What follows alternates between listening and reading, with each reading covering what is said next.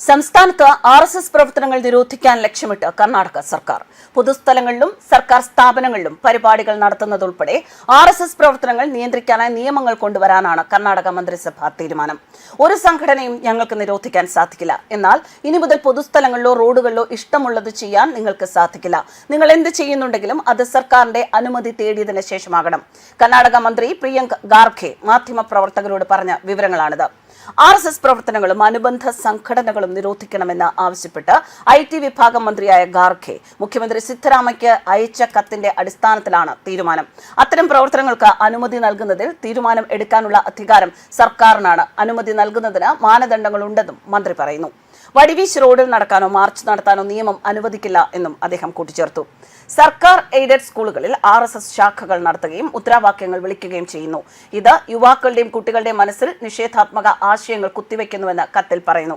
ഇതിനെല്ലാം നിയന്ത്രണം കൊണ്ടുവരണം എന്നതായിരുന്നു കത്തിലെ പ്രധാന ആവശ്യം. ആഭ്യന്തര വകുപ്പ്, വിദ്യാഭ്യാസ വകുപ്പ്, നിയമവകുപ്പ് എന്നിവ നേരത്തെ പുറപ്പെടുവിച്ചിട്ടുള്ള ഉത്തരവുകൾ ഒന്നിച്ചു ചേർത്താകും പുതിയ നിയമം രൂപീകരിക്കുന്നത്. അടുത്ത 3 ദിവസത്തിനുള്ളിൽ തന്നെ നിയമം പ്രാബല്യത്തിൽ വരും എന്നാണ് മന്ത്രി വാർത്താ സമ്മേളനത്തിൽ അറിയിച്ചത്. ആവശ്യമുന്നയിച്ച് മുഖ്യമന്ത്രിക്ക് കത്ത് നൽകിയിരുന്നു. അതിന് പിന്നാലെ തന്നെ വലിയ രീതിയിലാണ് ഖാർഗെയ്ക്ക് നേരെ വധഭീഷണി ഉയരുന്നത്. മാധ്യമപ്രവർത്തകനായ റഷീദ് കിദ്വായ് ഒരിക്കൽ ഒരു ലേഖനം എഴുതിയിരുന്നു. ഈ ലേഖനത്തെ ആസ്പദമാക്കി RSSനെ കുറിച്ച് എന്താണ് RSS ഏതൊക്കെ അവസരങ്ങളിലാണ് രാജ്യത്ത് നിരോധനം നേരിട്ടത്, അത്തരം ചില വിവരങ്ങൾ പ്രേക്ഷകരുമായി പങ്കുവയ്ക്കാം. RSS 1948, 1975, 1992 വർഷങ്ങളിൽ 3 തവണ വിലക്കുകൾ നേരിട്ടിട്ടുണ്ട്. മഹാത്മാഗാന്ധിയുടെ കൊലപാതകത്തെ തുടർന്നുള്ള 1948 നിരോധനം ഒരുപക്ഷെ ഏറ്റവും പ്രയാസമേറിയ വെല്ലുവിളി എന്ന് തന്നെ വിശേഷിപ്പിക്കാം. എന്നാൽ നിരോധിക്കണം എന്ന വാദങ്ങൾക്ക് ശക്തി പകരാനുള്ള രാഷ്ട്രീയ കരുത്ത് ഇന്ന് കോൺഗ്രസിനുണ്ടോ എന്നത് സംശയമാണ്. കോൺഗ്രസിനെയും രാഷ്ട്രീയ സ്വയംസേവക സംഘത്തെയും ബന്ധപ്പെടുത്തുന്ന രാഷ്ട്രീയ നിരീക്ഷണങ്ങൾ അതിനൊരു ചരിത്രമുണ്ട്. 1948 ഫെബ്രുവരി 4 സർദാർ വല്ലഭായ് പട്ടേലിന്റെ നേതൃത്വത്തിലുള്ള കേന്ദ്ര ആഭ്യന്തര മന്ത്രാലയം ഒരു സർക്കാർ ഉത്തരവ് പുറപ്പെടുവിച്ചു.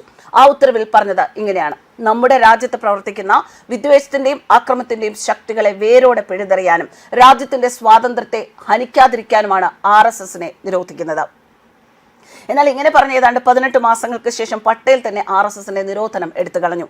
RSS രാഷ്ട്രീയത്തിൽ നിന്ന് വിട്ടുനിൽക്കും എന്നായിരുന്നു അനൗപചാരിക വ്യവസ്ഥ.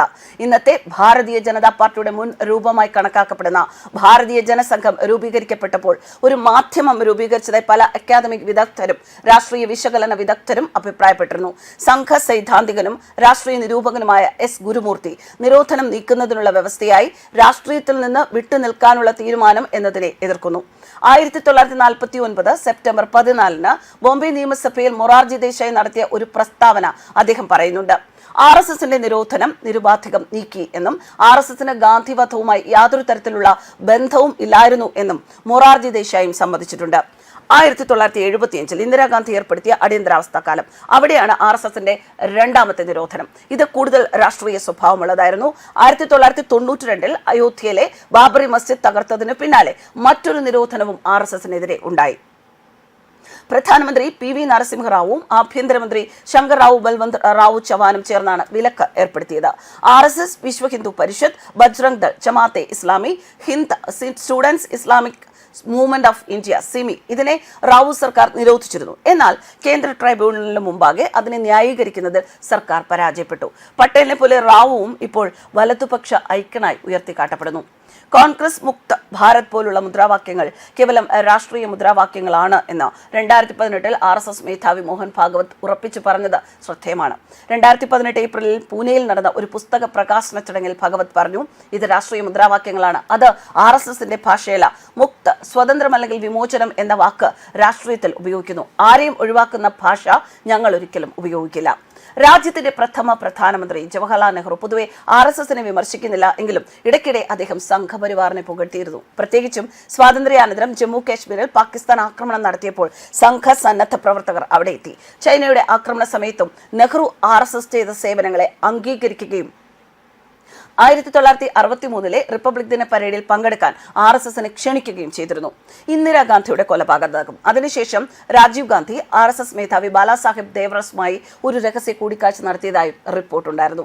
അതിന്റെ ഫലമായി രാഷ്ട്രീയ രംഗത്ത് BJPയുടെ സാന്നിധ്യമുണ്ടായിട്ടും 1984 ലോക്സഭാ തെരഞ്ഞെടുപ്പിൽ RSS ക്യാഡർ കോൺഗ്രസിനെ പിന്തുണച്ചു. മദ്യവ്യവസായിയായ കപിൽ മോഹനന്റെ വസതിയായ ന്യൂഡൽഹിയിലെ 46 പൂസ റോഡ് ഉൾപ്പെടെ വിവിധ സ്ഥലങ്ങളിൽ വെച്ച് ബാലാസാഹിബ് ദിയോറസിന്റെ ഇളയ സഹോദരൻ ഭൗറാവ് ദിയോറസിനെ രാജീവ് ഗാന്ധി 1/2 ഡസൻ തവണയെങ്കിലും കണ്ടിട്ടുണ്ട്.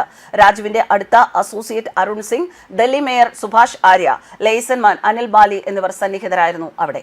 ബാബറി മസ്ജിദ് രാമജന്മഭൂമിയുടെ തർക്കം പരിഹരിക്കാനും ദൂരദർശനിൽ രാമാനന്ദ് സാഗറിന്റെ ഇതിഹാസമായ രാമായണത്തിന് ക്ലിയറൻസ് ലഭിക്കാനും രാജീവ് ഗാന്ധി ഇടപെട്ടിട്ടുണ്ടെന്ന് ജനസംസാരമുണ്ടായിരുന്നു. 1994 ഒക്ടോബറിൽ ഇന്ദിരയുടെ കൊലപാതകത്തിന് മുൻപ് തന്നെ കോൺഗ്രസിനുള്ള RSS പിന്തുണ പ്രകടമായിരുന്നു. മുതിർന്ന RSS സൈദ്ധാന്തികൻ നാനാജി ദേശ്മുഖ് എഴുതിയ ലേഖനത്തിൽ അത് പ്രകടവും. 1984 നവംബർ 25 പ്രതിപക്ഷ മൊമെന്റ്സ് ഓഫ് സോൾ സെർച്ചിങ് എന്ന ഹിന്ദി മാസികയിൽ പ്രസിദ്ധീകരിച്ച ദേശ്മുഖിന്റെ ലേഖനം വോട്ടെടുപ്പിന് ഒരു മാസത്തിൽ താഴെ മാത്രം ശേഷിക്കെ രാജീവ് ഗാന്ധിയെ അനുഗ്രഹിക്കാനും സഹകരിക്കാനുമുള്ള ആഹ്വാനത്തോടെയാണ് അവസാനിക്കുന്നത്. നാനാജി ദേശ്മുഖ് ഇന്ദിരയെ വിവരിച്ചു. ഇന്ദിരാഗാന്ധി ആത്യന്തികമായി ചരിത്രത്തിന്റെ വാതിൽപ്പടിയിൽ ഒരു മഹാരക്തസാക്ഷിയെ സ്ഥിരമായ സ്ഥാനം ഉറപ്പിച്ചു. നിർഭയത്വത്തിൽ നിന്നും സാമർഥ്യത്തിൽ നിന്നും ജനിച്ച അവളുടെ ചലനാത്മകത കൊണ്ട് ഒരു ദശാബ്ദത്തിലേറെ രാജ്യത്തെ ശക്തമായി മുന്നോട്ട് കൊണ്ടുപോകാൻ അവർക്ക് കഴിഞ്ഞു. നമ്മുടെ അഴിമതിയും വിഭജിതവുമായ സമൂഹത്തിന്റെ ജീർണിച്ച രാഷ്ട്രീയ വ്യവസ്ഥയെ നയിക്കാനുള്ള കഴിവ് ഇന്ദിരയ്ക്ക് മാത്രമായിരുന്നു. അതിനു മുൻപ് VHPയുടെ ഏകാത്മാത യാത്ര ആരംഭിക്കാനുള്ള ക്ഷണം സ്വീകരിച്ച് ഭൂരിപക്ഷ സമുദായത്തെ വളർത്താൻ ഇന്ദിര ശ്രമിച്ചിരുന്നു. ഇതിനെ ഗംഗാജല യാത്ര എന്നും വിളിക്കുന്നു. ഹിന്ദു ആചാരങ്ങളും ചിഹ്നങ്ങളും ജനകീയവും രാഷ്ട്രീയവുമായ സമാഹരണത്തിന് ഫലപ്രദമായി വിനിയോഗിക്കാം എന്നതിന്റെ ഒരു ദൃഷ്ടാന്തം നൽകുന്ന വിശ്വ ഹിന്ദു പരിഷത്തിന്റെ ആദ്യ ജനസമ്പർക്ക പരിപാടിയായിരുന്നു ഇത്. ബ്യൂറോക്രാറ്റും എഴുത്തുകാരനുമായ SS ഗിൽ 1982-83 ആയപ്പോഴേക്കും ഇന്ദിരയ്ക്ക് മുസ്ലിങ്ങളോട് സാമൂഹികമായ അടുപ്പമില്ലെന്ന് ശ്രദ്ധിച്ചു. ഹിന്ദു സംസ്കാരത്തിനെയും കോൺഗ്രസ് സംസ്കാരത്തിനെയും തരംഗ ദൈർഘ്യം ഒന്ന് തന്നെ എന്ന് 1983 പ്രഖ്യാപിച്ച അവരുടെ വിശ്വസ്തനായ മുഖ്യമന്ത്രി സ്റ്റീഫനിൽ നിന്ന് വ്യക്തമായ സൂചന ലഭിച്ചു. കൊല്ലപ്പെടുന്നതിന് 6 മാസം മുൻപ് പ്രധാനമന്ത്രി ഇന്ദിര ഭൂരിപക്ഷ സമുദായത്തിന് അവർക്ക് അനീതിയോ അവരുടെ അവകാശങ്ങൾ ലഭിച്ചില്ലെങ്കിലോ അത് രാജ്യത്തിന്റെ അഖണ്ഡതയ്ക്ക് അപകടകരമാകും എന്ന് ഉറപ്പിച്ചു പറഞ്ഞിരുന്നു. കോൺഗ്രസ് അധ്യക്ഷനും പ്രധാനമന്ത്രിയുമായിരുന്ന കാലത്തുടനീളം PV നരസിംഹറാവു RSSനോട് മൃദു സമീപനം സ്വീകരിച്ചുവെന്ന ആരോപണമുണ്ടായിരുന്നു. വാസ്തവത്തിൽ 1992 ഡിസംബർ 6 ബാബറി മസ്ജിദ് തകർക്കുന്നതിന് മുൻപ് അയോധ്യ പ്രശ്നം കോടതിക്ക് പുറത്ത് ഒത്തുതീർപ്പാക്കാൻ റാവു ഉന്നത RSS നേതൃത്വവുമായി അടുത്ത ബന്ധം പുലർത്തിയിരുന്നു. 1994 പ്രൊഫസർ രാജേന്ദ്ര സിംഗ് അഥവാ രജ്ജു ഭയ്യ RSS തലവനായി ചുമതലയേറ്റപ്പോൾ റാവുവിന് വീണ്ടും അവസരം നഷ്ടപ്പെട്ടു എന്നത് കോൺഗ്രസിലെ ഒരു വിഭാഗത്തിന്റെ തമാശയായിരുന്നു. ആ തമാശ പ്രസിദ്ധമാണ്. ഇത് മല്ലികാർജുൻ ഖാർഗെ എന്ന അച്ഛനും ആ അച്ഛന്റെ മകനായ കർണാടകയിലെ മന്ത്രിക്കും അറിയില്ല, ഒപ്പം കുറെ കോൺഗ്രസുകാർക്കും. ന്യൂസ് ഡെസ്ക് കർമ്മ ന്യൂസ്.